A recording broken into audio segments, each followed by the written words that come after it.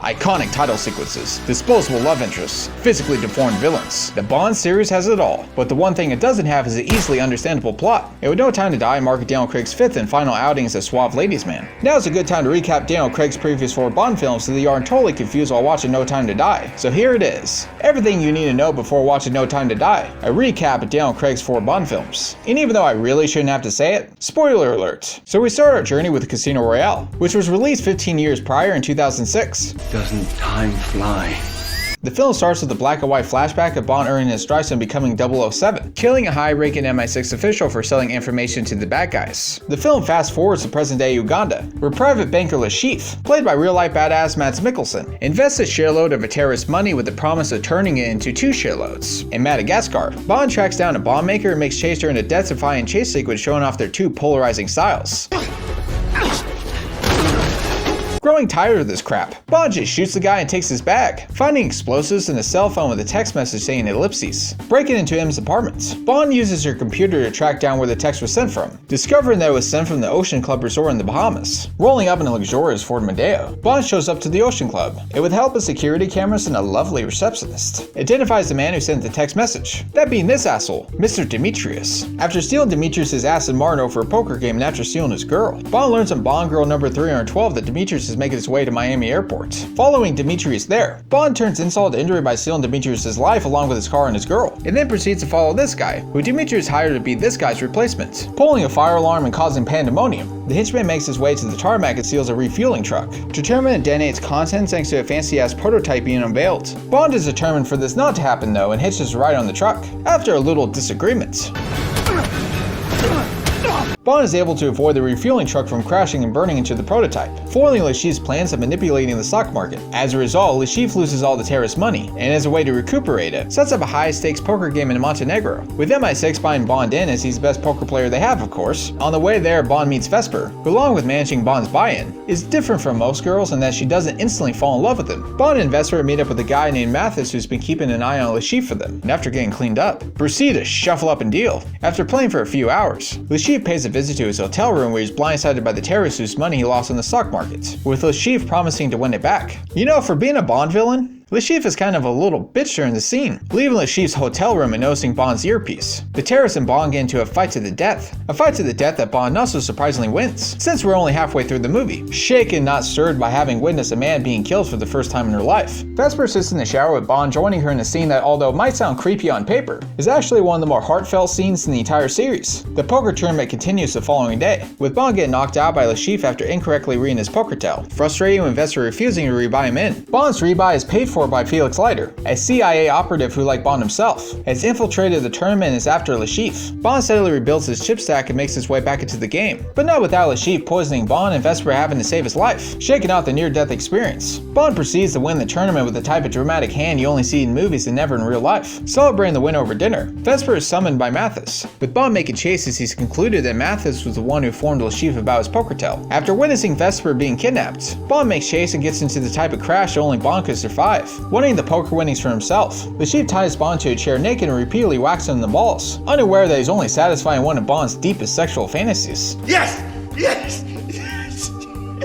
Ready to turn James Bond into Jane Bond, Lashif is killed for being reckless by Mr. White, who helped schedule the meeting between Lashif and the terrorists at the beginning of the movie. Bond wakes up in a hospital and is visited by Mathis, with Mathis getting tased in a sequence that I'm not sure was meant to be funny, but is nonetheless.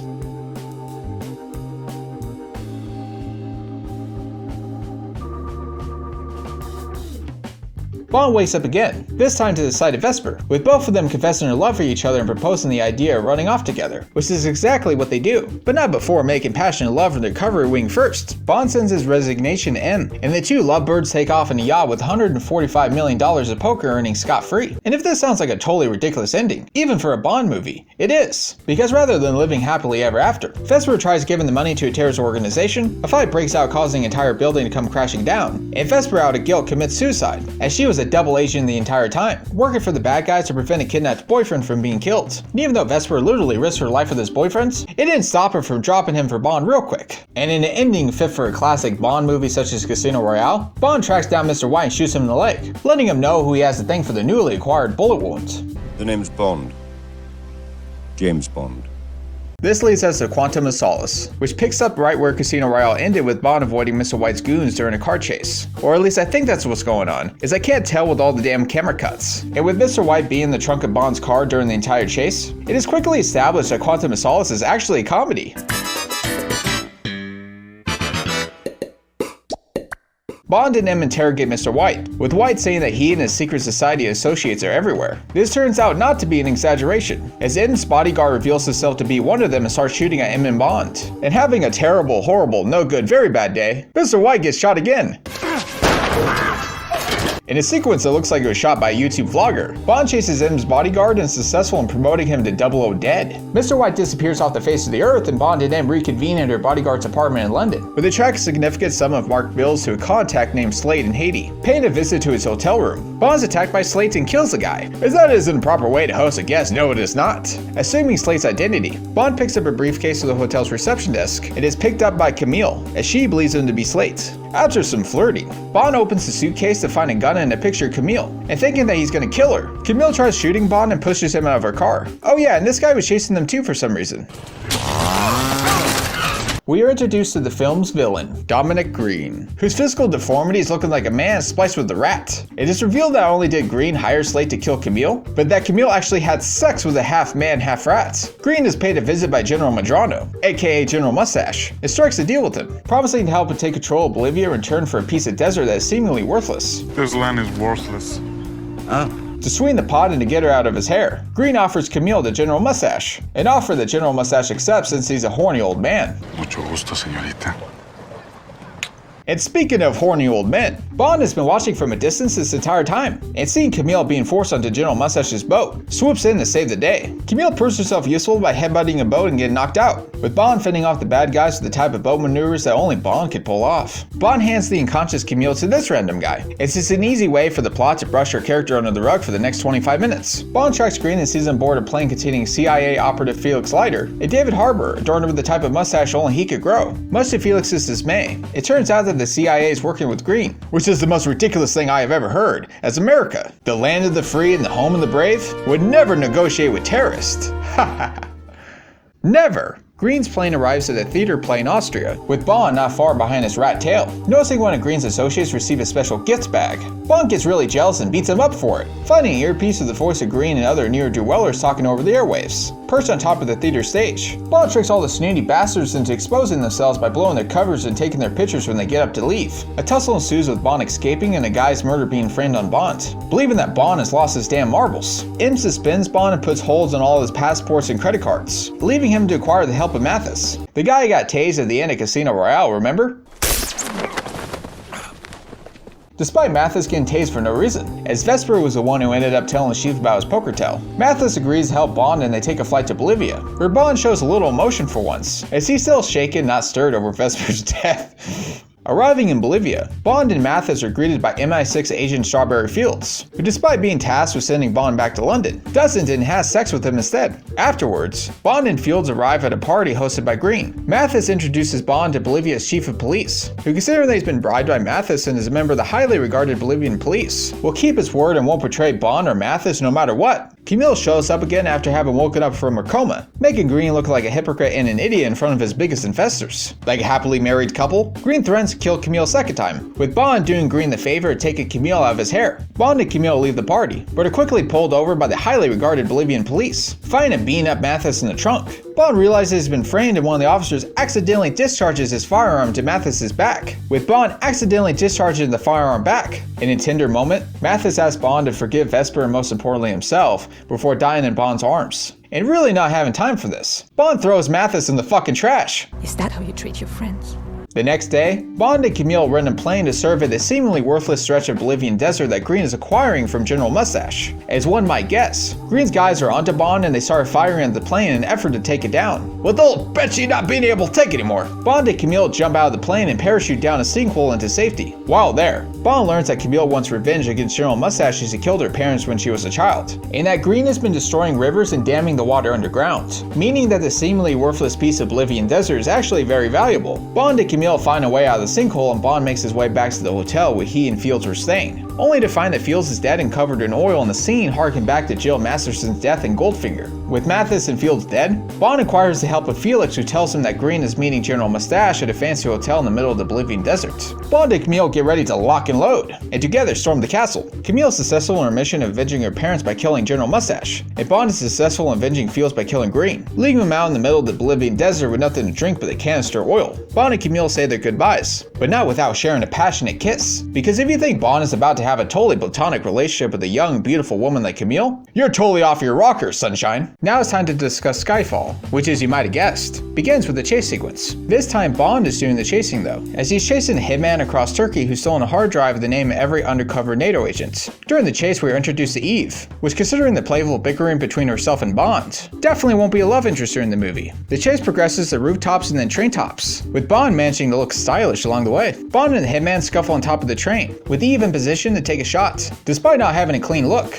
M tells Eve to take the fucking shot and accidentally shoots Bond, causing him to plummet 200 feet to his death. And that's it, the movie's over. Oh yeah, I forgot. This is James Bond we're talking about here. So yeah, he survives, of course. And not only did Bond survive, but he's been living his best life in tropical paradise for months, drinking booze and having sex with beautiful women on the daily. But that all ends when Bond sees on the telly that MI6 has been bombed and that they need his help. As they're helpless without him, Bond surprises them in her apartment. And after arguing semantics over what it means to take the fucking shot, bury the hatchet with Bond back in business, baby. Bond meets a new quartermaster, nicknamed Q, who, despite being really young and really smart, gives Bond outdated track device as big as a box of Tic Tacs. It turns out that Bond's had a bullet in his shoulder this entire time, from when the hitman shot him during the opening chase sequence. Removing the bullet, it is revealed to be a special bullet used by only 3 people in the world, with the hitman now identified as Patrice, being one of those people. And if Patrice wasn't a total idiot who loaded his weapons with special bullets used by only 3 people in the world, including himself, MI6 would have never learned his name, and the movie would be over. MI6 tracks Patrice's movements to Shanghai, China, with Bond right behind his tail. After killing a guard, Patrice rides an elevator to the top of a building, with Bond hitching a ride on the elevator as well. After cutting a hole in the glass and assembling a compact sniper rifle, Patrice shoots and kills a businessman across the way, with Patrice and Bond getting into a fight sequence more beautiful than any Bond girl in the series. Patrice gets knocked over a ledge and Bond grabs his hand, asking him the oh-so-cliched question of, "Who are you working for?" before losing his grip and Patrice falling to his death. After noticing a woman having witnessed everything across the way, Bond finds a chip to a Chinese casino in Patrice's briefcase, and heads there post-haste, getting cleaned up for a night of gambling, booze, and a woman. Bond is visited by Eve, who gives Bond a close shave with a cut-through razor. Sometimes the old ways are the best. Bond arrives at the casino all dramatic-like, and in the writer's efforts to integrate her into the plot more, Eve is there as well. Bond cashes in Patrice's poker chip, and is given a briefcase containing £4 million. Noticing the same woman who witnessed he and Patrice's fight across the way, Bond chats her up, learning that her name is Severine and that despite her calm demeanor, is actually scared as she's being held prisoner by 3 men posing as bodyguards. Bond offers to help Severine if she takes him to her boss, an offering that Severine accepts as there's no hope of her escaping otherwise. Tasked with killing Bond the second he leaves, a fight breaks out between Bond and Severine's bodyguards, with one of the bodyguards being eaten alive by Komodo dragons in a scene that reminds me of Austin Powers. Not a good time to lose one's head. That's not the way to get ahead in life. It's a shame he wasn't more headstrong. He'll never be the head of a major corporation. Okay, that'll do. Okay. Overcome with guilt as she believes Bond has been killed, Severine is joined in the shower by Bond in a scene that could be best described as a little rapey. Arriving at the deserted island that Severine's boss resides at, Bond activates his larger-than-life tracking device, with he and Severine being taken prisoner, tied to a chair once again. Bond and the audience are treated to a 100-second long take introducing us to the villain of the film, that being Raul Silva, played by the equally intense actor Javier Bardem. And considering that boy toy lover Kevin Spacey was originally slated to play Silva, this scene of Silva caressing Bond's thighs could have been even more awkward than it already is. Oh, Mr. Bond. It turns out that Bond and Silva aren't so different. We're not so different, you and I.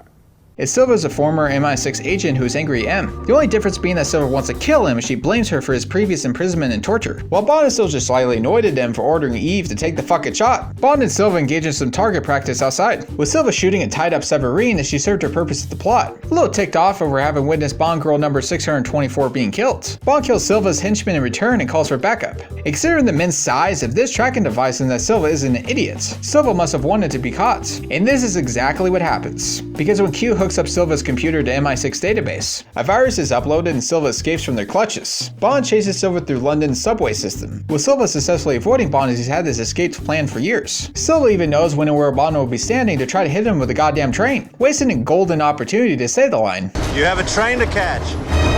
Speaking in front of the Prime Minister, M is paid a visit by Silva as he is there to kill her. Bond arrives at the nick of time and fends off Silva, with he and M taking off to the countryside to take a much needed vacation. Bond and M decide to take shelter at Skyfall, Bond's childhood home that is now abandoned, as Bond's parents died when he was only 12 years old. Skyfall is not completely abandoned though, as the gamekeeper Kincaid is still kicking it, with nothing but a rifle, a knife, and a couple of sticks of dynamite to take on Silva and his army. Bond and M improvise some traps, Home Alone style. A wave of Silva's men show up, with Bond and company setting off the traps and successfully fending them off.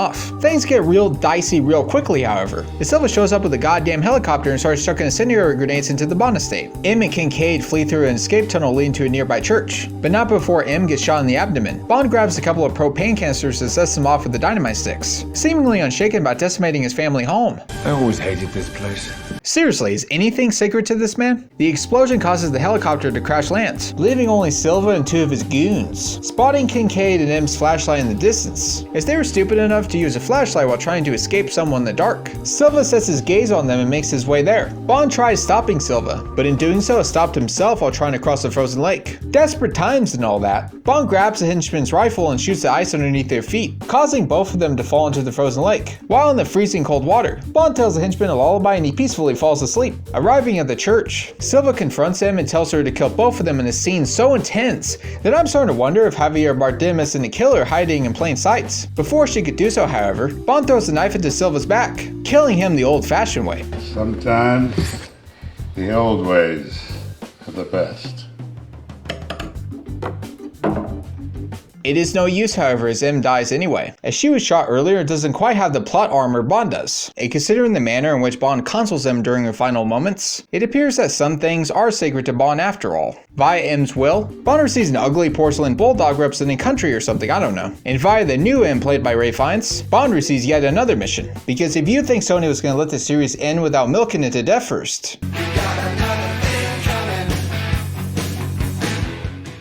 and last but not least, as Quantum Solace is by far the worst in the series, Spectre. Spectre starts with a 4-minute epic long take featuring Bond getting in position to spy on a meeting going on in Mexico City between a terrorist named Sciarra and a super secret organization. They discuss blowing up an entire football stadium, and afterwards, meeting up with the contact codenamed the Pale King. Figuring that you should probably do something about this, Bond opens fire and accidentally shoots a briefcase bomb, bringing down the entire face of a building and likely killing dozens of innocent people himself. Sciarra of course survives, with Bond of course making chase. Sciarra tries fleeing via helicopter, but Bond isn't having any of that, boarding the helicopter himself and beating the shit out of Sciarra and the pilots.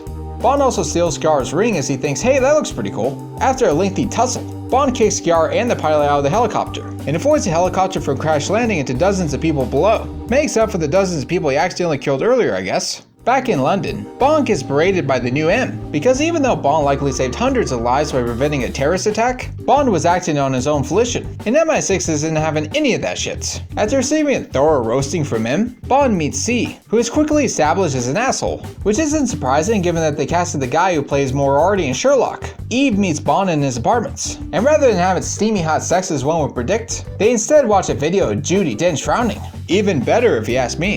In the video, old M tasks Bond with killing Sciarra and going to his funeral, which explains how Bond knew to track him in the first place. Bond asks Eve to do some digging on the Pale King, and sets off to Sciarra's funeral. Before doing so, however, Bond meets up with Q, who gives Bond a wristwatch with a rather loud alarm if you know what I mean. Bond shows up to Sciarra's funeral in Rome and sweet talks the widow, which I have to imagine is something old M saw coming a mile away. I should get one thing right. Ready to be killed as she knows too much and is a liability, the widow is saved by Bond, engaging in rough yet passionate sex with him afterwards. Just another instance of Bond turning insult into injury by stealing a man's life and his girl. Bond learns from the widow that the secret society Sciarra was part of is having a meeting later that night, with Bond heading there post-haste, gaining entry with the ring he stole from Sciarra. Bond witnesses a very slow, drawn-out meeting where we learn that the secret organization is behind multiple recent terrorist attacks. We're also introduced to two new characters, the first being Hinks, who is a formulaic silent Bond henchman with metal spikes for thumbnails, and the second being Franz Obenhauser, the leader of this secret organization who knows that Bond is watching. Bond escapes their clutches with Hinks ensuing in a high-octane chase through the streets of Rome, figuring that now is a good time to make some phone calls. Bond calls Eve, in which he learns that the Pale King is actually Mr. White, the guy who shot Le Chiffre and the guy Bond shot at the end of Casino Royale, remember? After learning from Eve that White was last seen in Austria, Bond evades the still ensuing Hinks with rear-mounted flamethrowers and injection seats.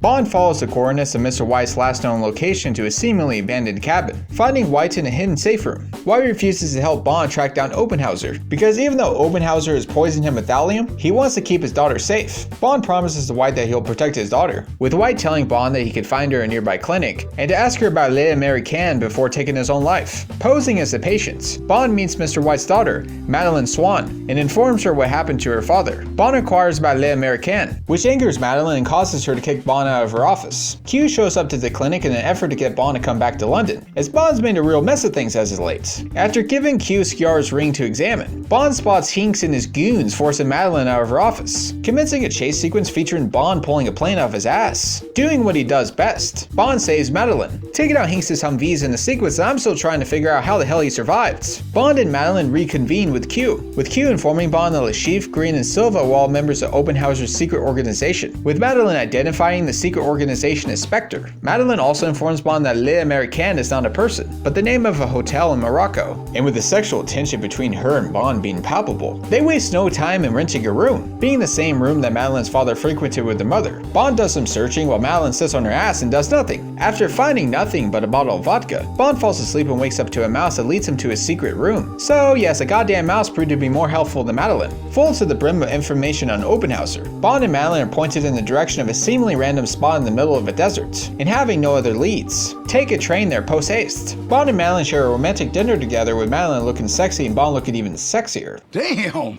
that dude cleans up good. Bond and Madeleine's romantic dinner is cut short, however, when Hinks comes out of nowhere and totally kills their vibes. Hinks and Bond get into a little catfight, with Hinks not once trying to make use of his spiked metal thumbnails for some reason, ready to throw Bond out of the train, as shooting him would have been way too simple. Hinks gets shot by Madeleine instead, giving Bond time to pull a little Uno reverse card on his ass and throwing Hinks out of the train himself. Shit. And with this word being the only word uttered by Hinks during the entire movie, Spectre absolutely wasted Dave Bautista's talents featured the year prior in Guardians of the Galaxy. I just saved Quill. We've already established that you destroying the ship that I'm on is not saving me. When did we establish? Like 3 seconds ago! I wasn't listening, I was thinking of something else.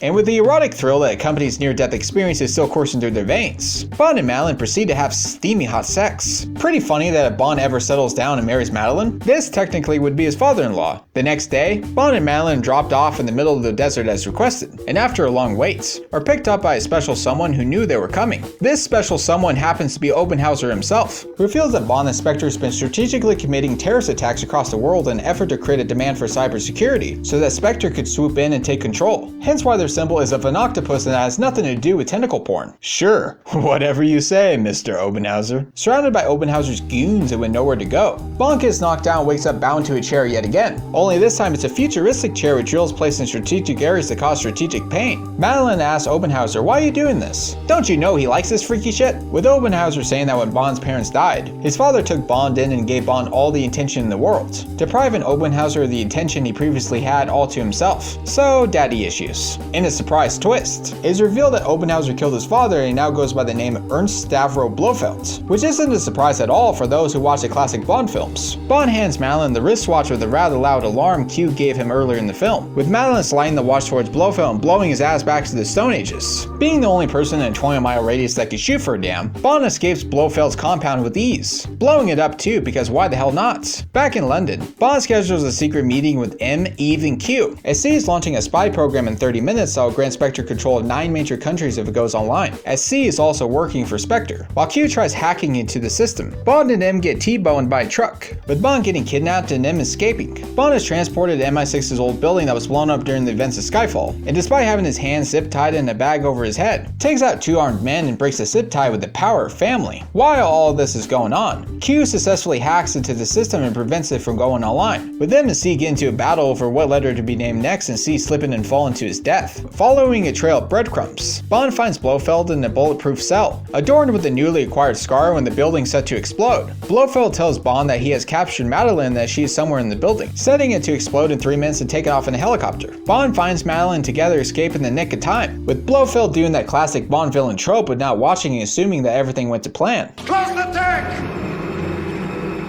Wait, aren't you even gonna watch them? They could get away. No. I'm going to leave them alone and not actually witness them dying. I'm just going to assume it all went to plan. What? Shooting down Blofeld's helicopter with a pistol 100 meters away, Bond confronts Blofeld, who despite taunting Bond to kill him, does it because there's a lot more money to be made in the series by keeping him alive, daddy-o. The film ends with Bond driving off in his Aston Martin DB5 with Madeline by his side and the classic Bond theme playing in the background. And that's it, ladies and gents. Everything you need to know before watching No Time to Die. So if you made it to this point in my video, thank you for watching. If you like this video, please give it a like, and comment on it as well because it helps me and my channel a lot. And if you'd like to watch my future videos, please subscribe if you haven't already. So yeah, this is it for this video, and until next time, provided there is a next time, for any of us.